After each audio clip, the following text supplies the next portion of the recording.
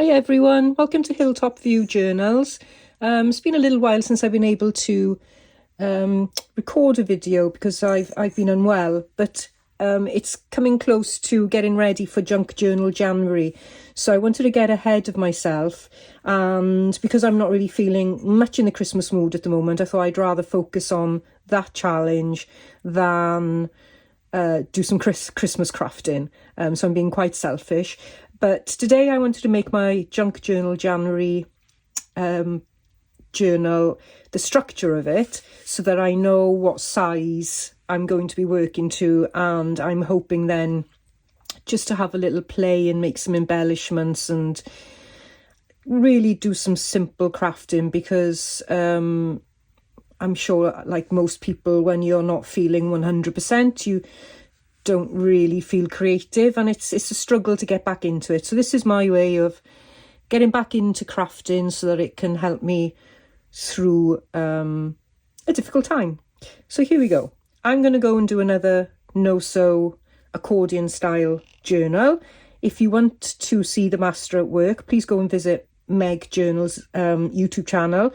I'll link below one of her tutorials for making a no-sew journal, which is great. And although I am going to sew this one, I'm probably going to go around and go around it with a sewing machine at some point and do some random stitches and things. But it's no sew, as in it's not going to be bound into any fixed journal cover. And I'm going to use this book because it is absolutely falling apart, and I don't mind making use of it. In fact, that's just come out just like that, so I'll maybe use some of those pages. And I most definitely want to keep this gorgeous scrummy whatever's left of the poor spine here. So I'm just going to gently cut that off. And it's one of the Pocket Observers books, which I found in a local charity shop a long time ago, and I haven't really done anything with it. So I was feeling in the mood for doing something mini for Junk Journal January 2025.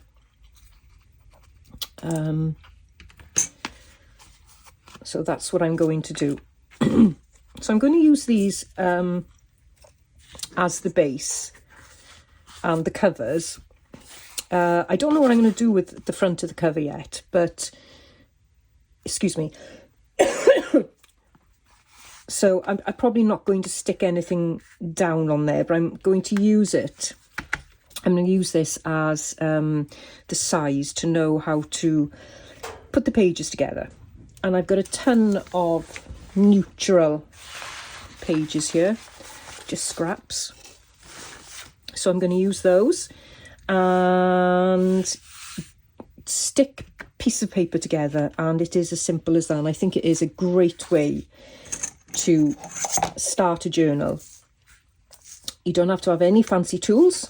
I've got a ruler, glue stick, some PVA glue, scissors for the awkward bits, and an old book. And that's all you need to get going. And I'm hoping that that will inspire people who maybe have watched tons and tons of YouTube videos wanting to start making journals but don't know where to go. This is such a lovely technique. So I'm gonna rip. If I think of anything while I'm just sticking and gluing, I'll come on and have a chat. But if not, I'll put some nice soothing music on, and hopefully you will enjoy the process.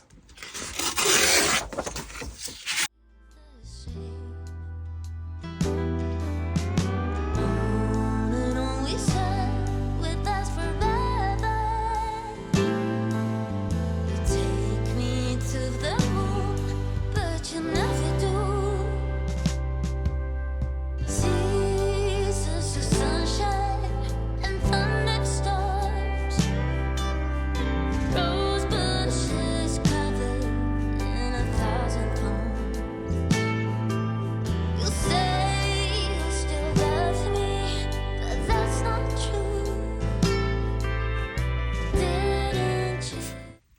what I really like about this no-sew style, particularly just using random bits of paper, is that it creates so much variety.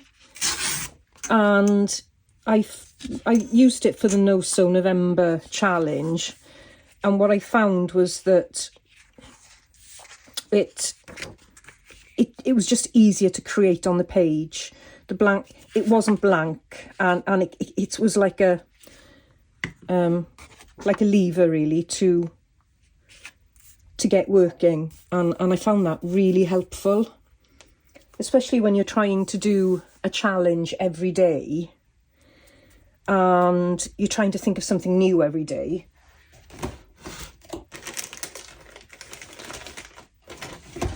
And that can be quite difficult at times, because you think, oh, you've got to do something different than yesterday, and you start to think, oh gosh, I can't think of any new ideas, or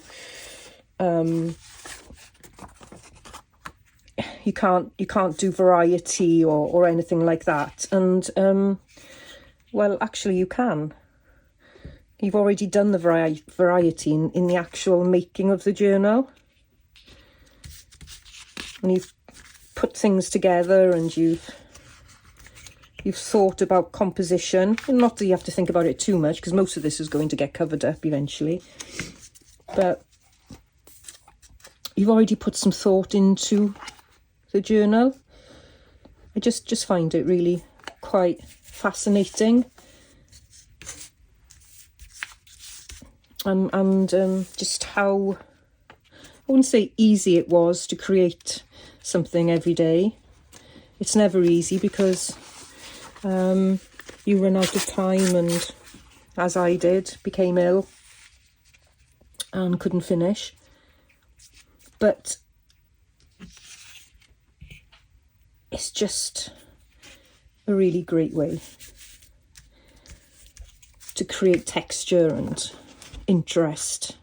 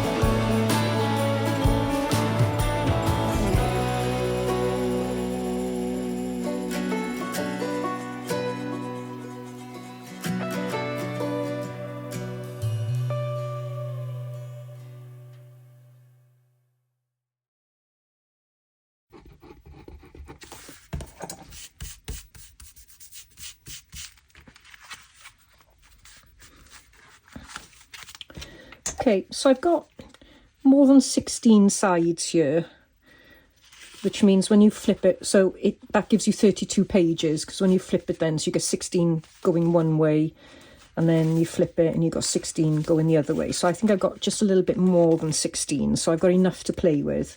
I'm not too sure if I'm going to sort of stick that.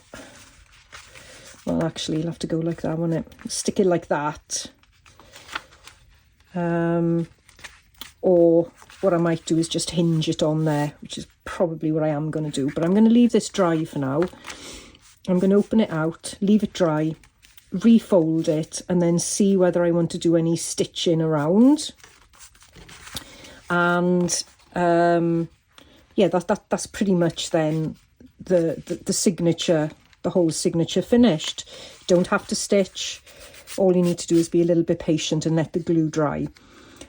You can fold as you glue,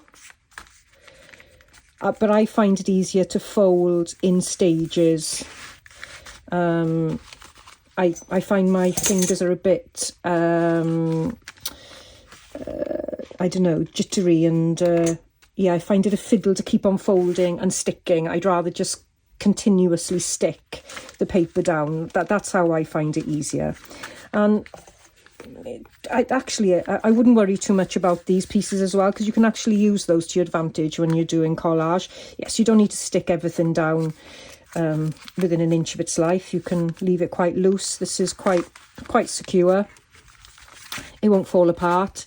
If you're a bit worried about the folds, you can strengthen them. But honestly, as you're working through the challenge, you'll be working like this anyway. So I don't think you need to worry. So let this dry now, and I'll be back then with some ideas on maybe finishing it with a bit of stitching.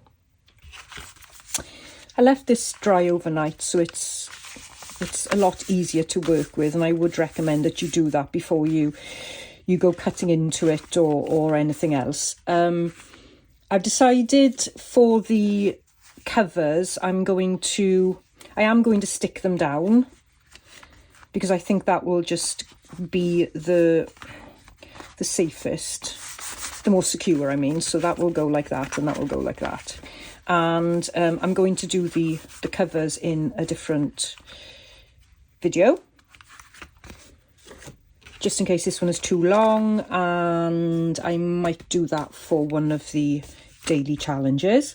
So what I want to do now, again, against my better judgment, is round the corners, and then I'm going to do a little bit of sewing and see how I get on. I'm sure you know how to round corners, so I won't keep you too long on camera while I do this, because it's very boring. But the other thing I've got is I've got some little scrappy clusters here that I'm hoping to use. Again, I'm not too sure about the colour scheme at the minute, so some of these might not be any good, but I've got those, so I'm going to do a little bit of stitching on them.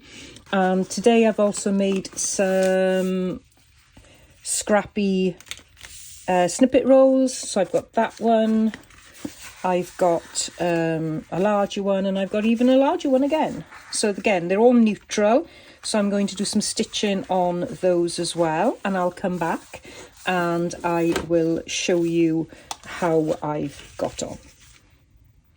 So I've had a nice little play with my sewing machine, and I have just stitched the edges of this just to finish it off.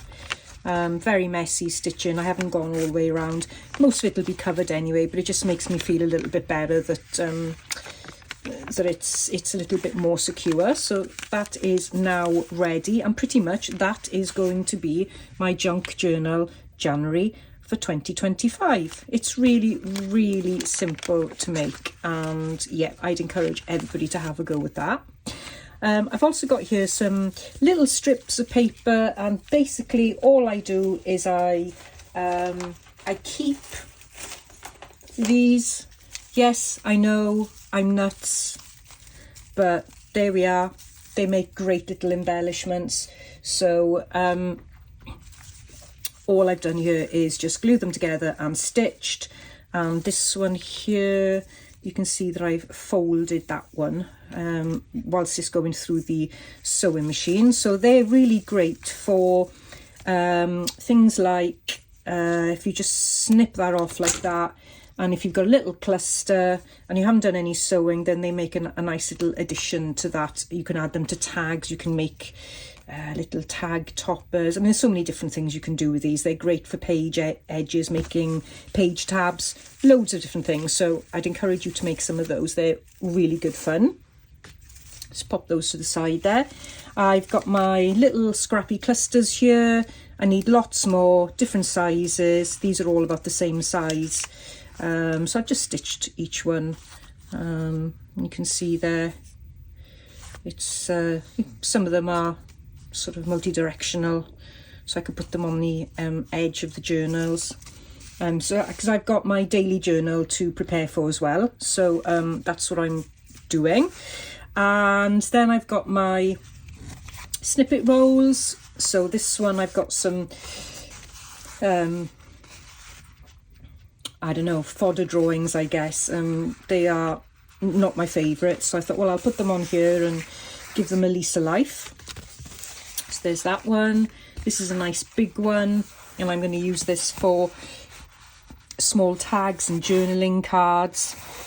And if you look on here, you can see, so I've kept to the same colour scheme, same tones, but I can use this to make pockets and all sorts of things. So that's that one.